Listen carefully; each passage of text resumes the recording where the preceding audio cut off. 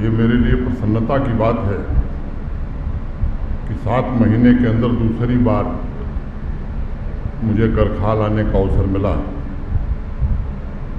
अब इसका अगर अर्थ निकालें तो मुझे लगता है कि जम्मू कश्मीर प्रशासन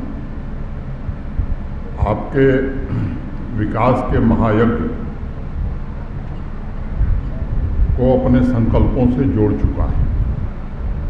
और अभी जब डीसी जम्मू साहिबा ने आपके समक्ष एक प्रेजेंटेशन किया तो उसकी झलक भी दिखाई पड़ रही थी। और इसलिए मैं कहूँगा कि इतिहास के ग्रंथों को सपने नहीं आते, सपनों के लिए लाजमी है झेलने वाले दिलों का होना। तो 12 करोड़ कुछ लाख की योजनाओं का विवरण अभी अवनी लवासा जी ने आपको दिया। आगे भी और योजनाएं होनी हैं। मैं पिछली बार 2 नवंबर को आया था, बैक टू विलेज का कार्यक्रम चल रहा था और मुझे खुद इतना विश्वास नहीं था कि करखाल की जो असली सामर्थ्य है, उसकी असली जो ताकत है, उसको इतनी ऊंचाई यहाँ के चुने हुए जनप्रतिनिधि और ख़ास तौर से डीसी जम्मू और उनकी पूरी टीम ने जो प्रयास किया है वो निश्चित रूप से काबिले तारीफ है। और मैं मानता हूँ कि सीमावर्ती गांव भारत के माथे पर चमकते हुए मुकुट है। और हमारे देश के सम्माननीय प्रधानमंत्री जी हर बार एक बात कहते हैं और बल देते हैं, और उनकी कोशिश है कि सीमावर्ती गांव में नया सूर्योदय हो। और मैं समझता हूं कि जम्मू कश्मीर प्रशासन माननीय प्रधानमंत्री जी के स्वप्न को साकार करने की कोशिश कर रहा है। नई चेतना एक जागृत हो, नई ऊर्जा और नया उत्साह सीमावर्ती गांवों में भी आवे, ये बड़ा आवश्यक है। और व्यक्तिगत रूप से मेरा अनुभव है, मैं अनेक गाँव में जाता हूँ, लोगों के बीच जाकर संवाद करता हूँ और हर बार एक बात महसूस करता हूँ कि अगर ग्रामीण क्षेत्रों में भी सुविधाएं बढ़ाई जाएं तो निश्चित रूप से गांव के लोग भी चैन से, सुख से, संपन्नता के साथ जी सकते हैं। अब स्मार्ट सिटी के बहुत प्रोजेक्ट चल रहे हैं जम्मू और श्रीनगर में।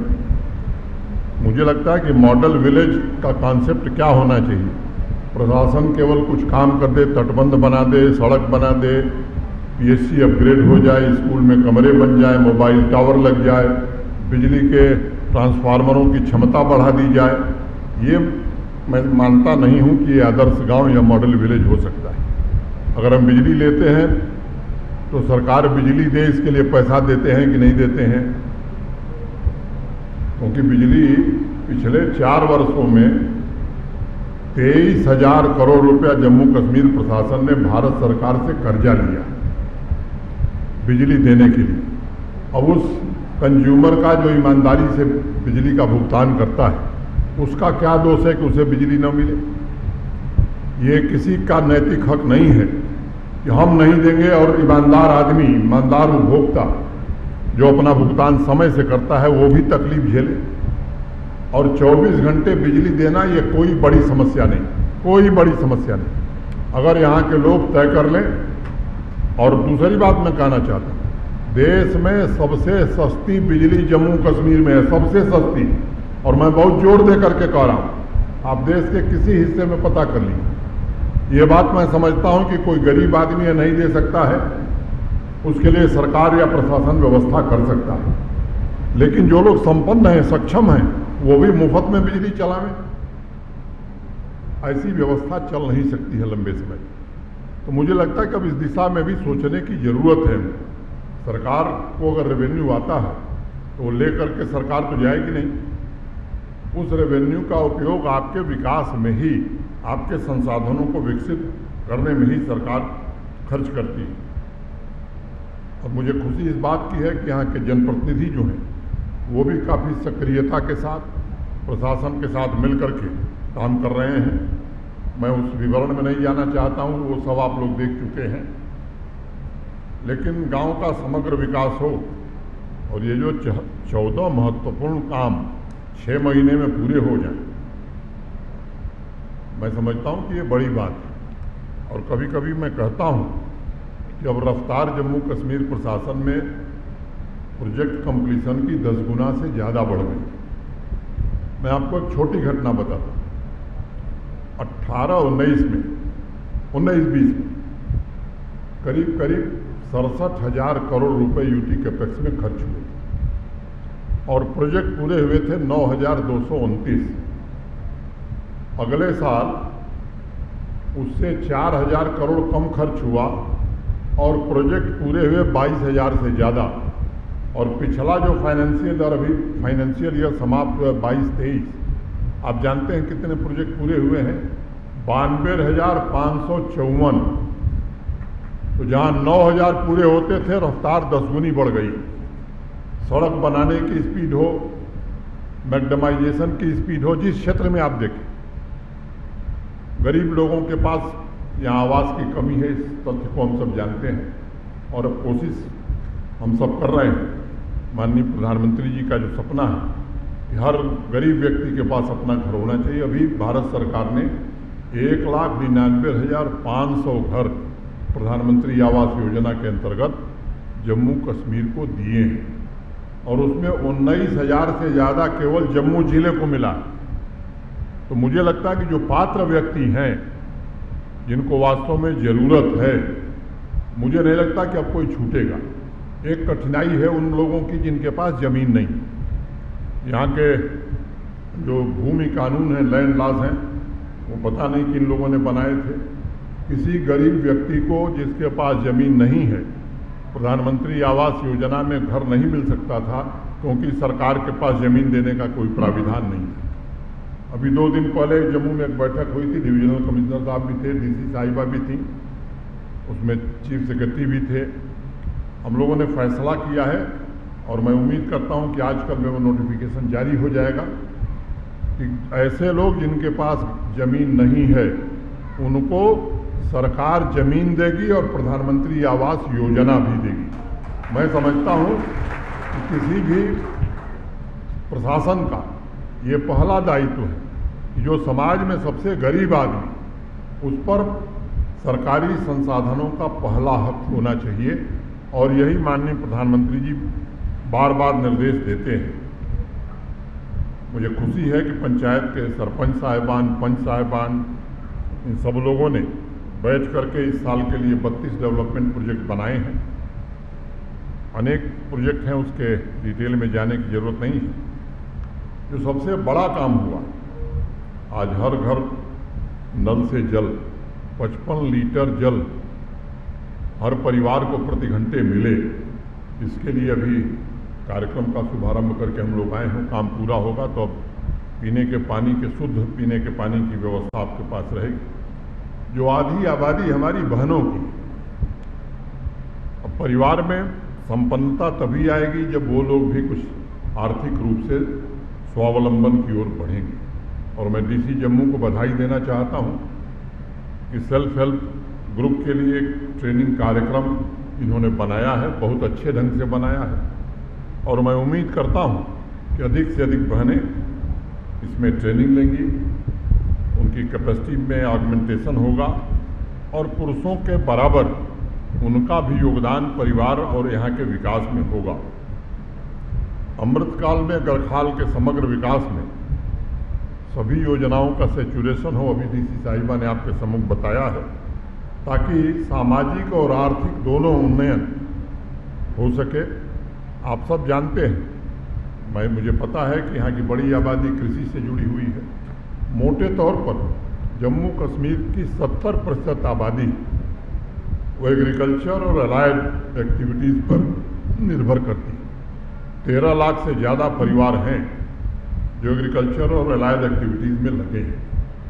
बहुत सोच समझ करके देश के जाने माने कृषि वैज्ञानिकों के साथ बैठ करके हमारे एग्रीकल्चर और अलाइड डिपार्टमेंट के सभी अफसरों ने, हमारे जो दोनों एग्रीकल्चर यूनिवर्सिटीज़ हैं उनके वाइस चांसलर्स ने एक हॉलिस्टिक एग्रीकल्चर डेवलपमेंट प्लान बनाया और जो बजट जम्मू कश्मीर प्रशासन देता है, उसके अलावा आने वाले 5 साल में 5013 करोड़ और रुपया हम खर्च कर रहे हैं। और उसमें हर बात का ध्यान रखा गया। 29 प्रोजेक्ट ऐसी बनाई गई हैं जो एक दूसरे से इंटरलिंक्ड है। अब मैं ज़्यादा समय नहीं कि एक प्रोजेक्ट के बारे में बताऊं, मैं आपको एक घटना बताता हूं। कश्मीर डिवीज़न में सरसों की खेती नहीं होती थी, एक ही फसल होती थी, धान की। इस बार एक प्रयोग हुआ और एक तरह से मैं कहूं तो पीली क्रांति, येलो रिवॉल्यूशन आ गया कश्मीर। सरसों की पैदावार अच्छी हुई है और कल्टीवेशन एरिया जो है वो 30% वहाँ बढ़ गया है। अब कई लोगों को लगता है कि सरसों पैदा हो गई तो कौन सा 30 मार खाए, ये लोग काम कर दिए। मैं उसके फ़ायदे आपको बताता हूँ। आप सब जानते हैं कि जम्मू कश्मीर में फॉडर की कमी है। जो हमने 29 प्रोजेक्ट बनाए हैं उसमें एक प्रोजेक्ट ये भी है कि फॉडर के मामले में 85% 80% जम्मू कश्मीर आत्मनिर्भर हो जाएगा। अब सरसों की पैदावार के कारण मैं मानता हूं कि 3 फायदे हुए। एक, ऑयल में हम सेल्फ सफिशिएंट हो रहे हैं। तो आप सबको पता है कि सरसों में 40% ही ऑयल बनता है और 60% 60% ऑयल केक तो फॉडर का काम करेगा। और जो तीसरा सबसे बड़ा फायदा हुआ, मधुमक्खियां वहां 1 महीने पहले आ गईं। तो जो लोग आज सर्टिफिकेट लेके गए हनी कीपिंग या बी कीपिंग, उनको बड़ा भारी लाभ होने वाला है। तो ये जो 29 प्रोजेक्ट हैं, इसके अलावा भारत सरकार जो एग्रीकल्चर और बाकी एनिमल हस्बेंड्री, डेयरी में स्कीम चला रहे, गांव-गांव किसान संपर्क अभियान पंचायत वाइज चल रहा है। और हमारे सभी अधिकारी 3 महीने उनको प्रशिक्षण दिया गया। अब किसानों को प्रशिक्षित करने का काम किया जा रहा है। दक्ष जो ऐप बनाया है उसमें जो भी नौजवान या जो भी किसान अपना पंजीकरण कराएगा उसकी ट्रेनिंग भी होगी और इस कास्ट की ओर से उसे सर्टिफिकेट भी दिया जाएगा। तो हम कैसे दूध में हम आत्मनिर्भर होने के कगार पर हैं। अब इस परियोजना के पूरा होने के बाद लगभग 9 लाख टन दूध हम अधिक उत्पादन कर पाएंगे। केवल उत्पादन पर हमारा जोर नहीं है, उसकी प्रोसेसिंग कैसे होगी, किसान को कीमत कैसे मिलेगी, एग्री इंटरप्रेन्योर कैसे बनेंगे, लोगों को रोजगार कैसे मिलेगा, इन सब बातों का ध्यान इन 29 प्रोजेक्ट में रखा गया है। तो मेरा निवेदन है खासतौर से चुने हुए प्रतिनिधियों से भी और सामान्य किसानों से भी कि जिस पंचायत में कार्यक्रम हो रहा है कृपा करके उसमें शामिल हुई, समझिए, अपना पंजीकरण कराइए। और मैं मानता हूँ कि अगर 70% लोगों की ज़िंदगी में बड़ा बदलाव आया तो पूरे जम्मू कश्मीर में एक बड़ा बदलाव आ सकता है। अभी जो हमारा जीडीपी में कंट्रीब्यूशन है एग्रीकल्चर और एलाइड सेक्टर का, रिपोर्ट में ये बात बड़ी कंजर्वेटिव अप्रोच इन लोगों ने रखा है। मैं पूरी तरह से आश्वस्त हूँ कि 5 साल के बाद आज किसानों की आमदनी के मामले में एवरेज आमदनी 9,000 रुपये है। जम्मू कश्मीर के किसान की आमदनी 18,000 पहुँच गई। मैं आपको एकदम बड़ी जिम्मेदारी से बात कहना चाहता हूँ, 5 साल बाद किसान की एवरेज इनकम 55,000 से ज़्यादा होने वाली, उससे कम नहीं रहने वाली है। उस दिशा में हम सब काम कर रहे हैं। ये भी हमें मालूम है, एक समस्या यह है कि 2,62,000 परिवार ऐसे हैं जिन्हें हम स्मॉल या मार्जिनल फार्मर कह सकते हैं। अब उनका भी हमने पूरी तरह से ध्यान रखा है और इस तथ्य को एक चुनौती की तरह हम सब ने स्वीकार किया है कि छोटे और सीमांत किसान जो उनकी भी विकास की नई सीमा रेखाएं तय हों, ऐसी व्यवस्था समग्र कृषि विकास योजना द्वारा निर्मित की जा रही है। सीप यूनिट हो, गोट यूनिट हो, उसमें स्कॉलरशिप भी हमने रखी है। जो हमारे स्वास्थ्य के विद्यार्थी हैं, खासतौर से पीजी और रिसर्च स्कॉलर, उनको भी हम छात्रवृत्ति दे रहे हैं कि जाइए फील्ड में काम करिए, किसान के साथ काम करिए। तो इस तरह की व्यवस्थाएं की गई हैं और कुल कोशिश ये है कि वास्तव में जम्मू कश्मीर विकसित राज्य की श्रेणी में आ सके। आप सब जानते हैं कि आज दुनिया की 5वीं बड़ी अर्थव्यवस्था हम बन गए और किसको छोड़कर, किसको पीछे छोड़कर हम 5वीं बने हैं? उस देश को जिसने कई 100 साल तक हमारे ऊपर शासन किया, उसी इंग्लैंड को पीछे छोड़कर हम आज दुनिया की 5वीं बड़ी अर्थव्यवस्था बन गए। अब माननीय प्रधानमंत्री जी चाहते हैं कि दुनिया की 3री बड़ी अर्थव्यवस्था हम बने, तो उसमें सभी राज्यों को, सभी क्षेत्रों को अपना योगदान निभाना है और जम्मू कश्मीर भी उसके लिए तैयार हो। मैं समझता हूँ कि ये समय की आवश्यकता है। कुल 618 घर हैं। अब अगर योजनाओं की मैं बात करूं अपने प्रशासन के साथियों से, तो अगर एक दिन में 10 घर का सैचुरेशन हम रखते हैं तो मुझे लगता है कि 2 महीने में हो जाएगा। क्यों डीसी साहिबा, अगर एक दिन में 10 घर हम सैचुरेट करते हैं तो 618 घर हैं, एक दिन का अंतराल मान लें तो मुझे लगता है कि 2 महीने, 1 महीना छुट्टी वाला रख लेते हैं कि 2 दिन काम किया, 1 दिन छुट्टी, तो 3 महीने में हो जाएगा। तो जो प्रशासन के हमारे सहयोगी हैं उनसे मेरा निवेदन होगा कि आपके अपने अपने विभाग की जो योजनाएं हैं उन्हें जल्दी से जल्दी हम पूरी तरह से सैचुरेट करें। महिलाएं अधिक से अधिक सेल्फ हेल्प ग्रुप से जुड़ें, लाइवलीहुड मिशन से जुड़ें। इस विभाग के जो भी लोग यहाँ हैं उनसे मेरी विनम्र प्रार्थना है कि इसको एक मिशन मोड में इस काम को लीजिए। और वैसे ही जो यहाँ के नौजवान हैं, एक यहाँ आदत पड़ी हुई है कि सरकारी नौकरी ही चाहिए। मुझे लगता है उससे बाहर निकलने की ज़रूरत है।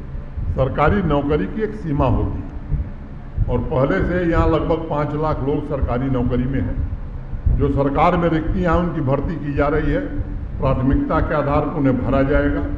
लेकिन मुझे लगता है कि अब हमको रोजगार देने वाला बनना चाहिए। ये पढ़े लिखे नौजवान जो मेरे सामने, उनसे मैं निवेदन करना चाहता हूँ। तकनीक वहाँ पहुँच गई है कि आज की तकनीक कल पुरानी हो जा रही है। इस चुनौती को स्वीकार करने की ज़रूरत है और पैसे की कोई कमी नहीं। मैं नौजवानों से आग्रह करूँगा कि आप अपना कुछ करिए, नया करिए और उसके लिए 10 लाख रुपए तक प्रधानमंत्री मुद्रा योजना में कोई कोलैटरल देने की ज़रूरत नहीं। अगर गांव में आप 10 लाख 9 लाख रुपए से काम शुरू करेंगे तो मुझे लगता है केवल अपने व अपने परिवार का नहीं बल्कि 1-2 लोगों को और भी आप एम्प्लॉयमेंट दे सकेंगे। उस दिशा में भी नौजवानों से मेरा आग्रह होगा कि इसे सोचने की ज़रूरत है। छोटी छोटी इकाई से ही विशाल संगठन खड़ा होता है और मैं मानता हूं कि border outpost, Chenab river front, ये सब बातें आई हैं। डीडीसी चेयरमैन साहब ने भी कुछ बातें उठाई हैं। अब सबका समाधान एक ही बार हो जाएगा ऐसा कोई आश्वासन मैं नहीं दे रहा हूँ। हाँ, गंभीरता से जरूर विचार किया जाएगा और जो कहा जाएगा वो जरूर किया जाएगा। क्योंकि मैं जब आए हुए लगभग अब अगस्त में 3 साल हो जाएंगे, तो जो मुझे मिलता था कहता था साहब रिवर फ्रंट की योजना सैंक्शन थी, ज़रा देखिए जल्दी बन जाए। कोई आता था तो कहता था जम्बूजू हम अपने ज़माने में स्वीकृत करके गए थे। मैंने अनेक ऐसी योजनाएं मुझे लोग बताते थे और मैं कोशिश करता था समझने की आखिर ये बन क्यों नहीं रहा। तो धीरे धीरे जब मैंने पता किया तो एक भी योजना ये स्वीकृत थी ही नहीं, बस कहीं शिलान्यास हो गया, कोई एडमिनिस्ट्रेटिव अप्रूवल नहीं, कोई फाइनेंशियल सैंक्शन नहीं। तो मैं समझता हूं कि प्रधानमंत्री जी ने देश की राजनीतिक शब्दावली केवल नहीं बदली बल्कि देश की कार्य संस्कृति को भी बदला। तो अब जम्मू कश्मीर में भी कार्य संस्कृति वही है।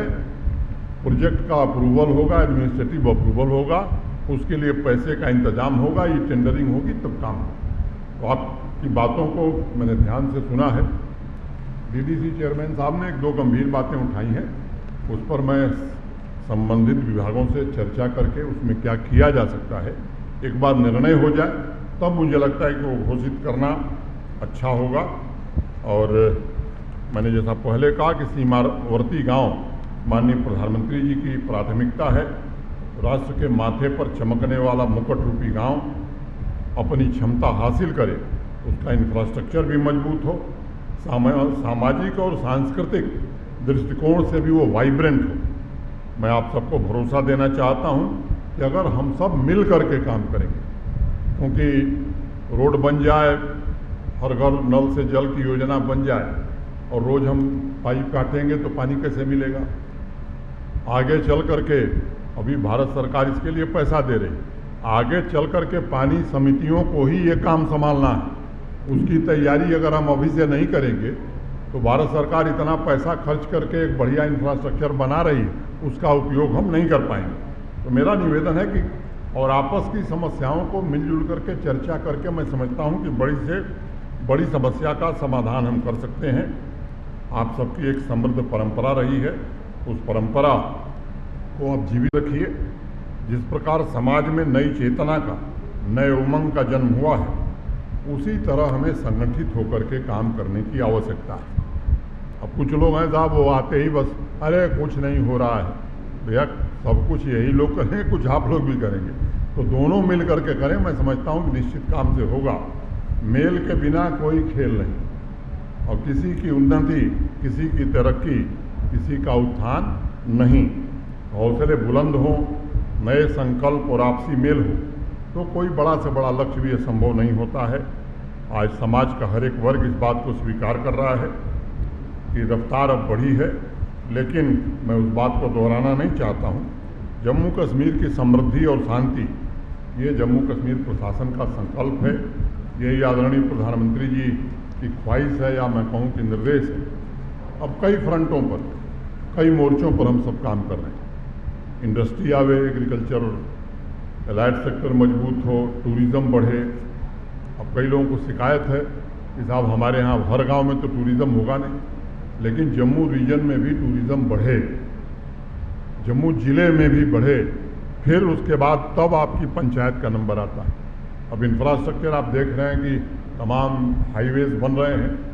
अब पर्यटक को भी जाने में सुविधा होगी, तभी पर्यटक जाएगा। देखते देखते सुचेतगढ़ में आप सब गए हैं कुछ लोग, वहाँ कार्यक्रम शुरू हो गया।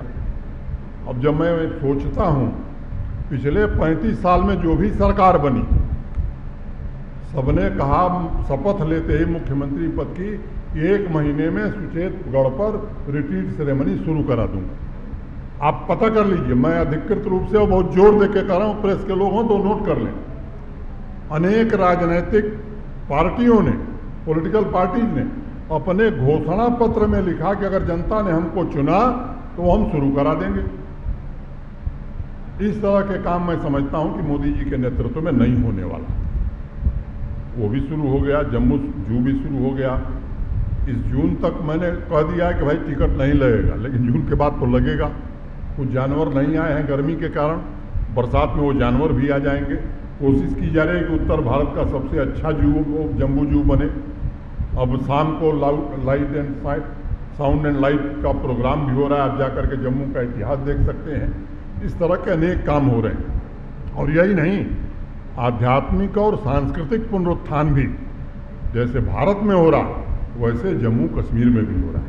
अभी पूज्य शंकराचार्य जी महाराज श्रृंगेरी के, आप सबने अखबारों में पढ़ा होगा, माता शारदा के मंदिर की प्राण प्रतिष्ठा उन्होंने आकर के तीतलवाल में की।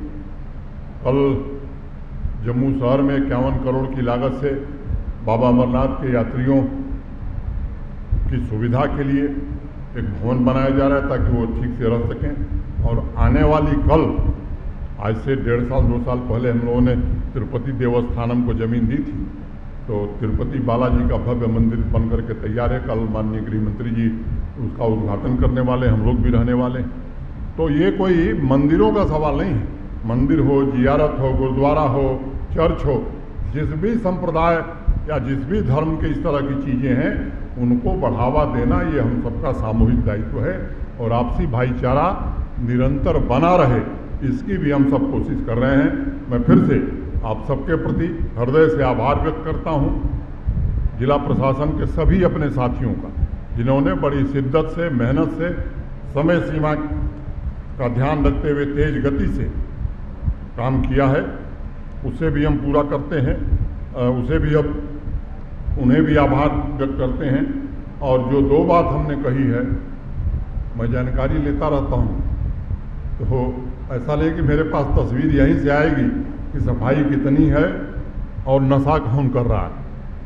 तो मेरा निवेदन है आपसे, ये कोई आपके बच्चे हैं, मैंने हम तो बाहर से आए हैं, आज हैं कल नहीं रहेंगे, लेकिन ये आपके बच्चे हैं। मेरा निवेदन है कि हम सब इन बातों पर विशेष रूप से ध्यान दें, और इसी तरह से तब विकास हो सकता है। केवल आर्थिक विकास से, केवल इंफ्रास्ट्रक्चर के विकास से मॉडल विलेज नहीं बन सकता है, संस्कारों से भी विकास होता है। और मैं समझता हूँ कि इस पर अगर हम सब मिल करके बल देंगे तो निश्चित रूप से जो बातें आप लोगों ने और उठाई हैं चेयरमैन साहब, उसे भी आने वाले समय में हम सब जरूर पूरा करेंगे। बहुत बहुत धन्यवाद, नमस्कार, जय हिंद।